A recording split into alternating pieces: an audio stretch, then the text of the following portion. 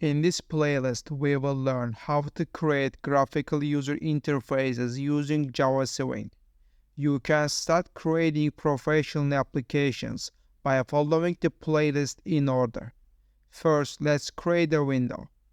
I will create an object with the JFrame class. When I coded the class, the swing module was automatically imported. I specify an object name. I will create an object with the name I specified using the new keyword.